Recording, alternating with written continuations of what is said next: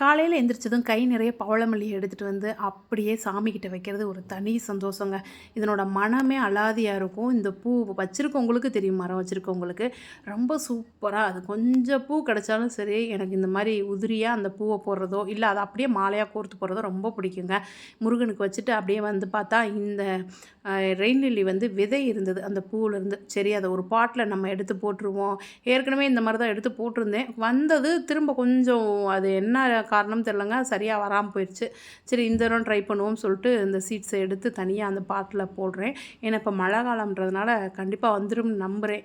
அதுலேருந்து வந்தாலும் ரொம்ப அழகாக இருக்கும் இல்லைங்களா, பூக்கள் நிறையா வரும்பொழுது. சரி, இந்த மாதிரி நம்மக்கிட்ட இருக்கிறதுல ப்ரொபகேட் பண்ணிக்குவோம்.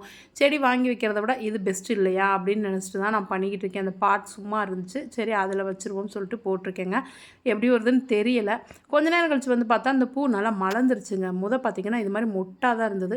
சரி, இன்றைக்கி மலராது போல் இருக்கு, நாளைக்கு தான் மலரும்னு நினச்சிட்டு இருந்தேன். அப்புறம் பார்த்தா அழகாக மலர்ந்து வந்துருச்சுங்க அந்த ரெயின் லில்லி. நான் ஏற்கனவே நேற்றுக்கே ஒரு ஷார்ட்ஸில் சொல்லியிருப்பேன், எல்லோ கலர் ஒன்று இருக்குது, பிங்க் வேறு இருக்குன்னு. அதுதான் இது. இது வந்து தரப்பசலை. அந்த பூ பார்த்திங்களா, அதுவும் எல்லோ கலரில் குட்டி குட்டி பூவாக அழகாக இருக்குங்க. இந்த தரப்பசலையே நம்ம சமைக்கலாம். இதில் ஏகப்பட்ட சத்து இருக்குங்க. இந்த மழை காலத்தில் இப்படி வரும்பொழுது நான் அதை எடுத்து பயன்படுத்திக்கிறது. அது மாதிரி வந்து காணாவாழை இந்த செடி, அதுவும் அங்கங்கே வருது. அதெல்லாம் நான் களை எடுக்கும் போது எடுக்க மாட்டேன், அப்படியே விட்டுருவேங்க.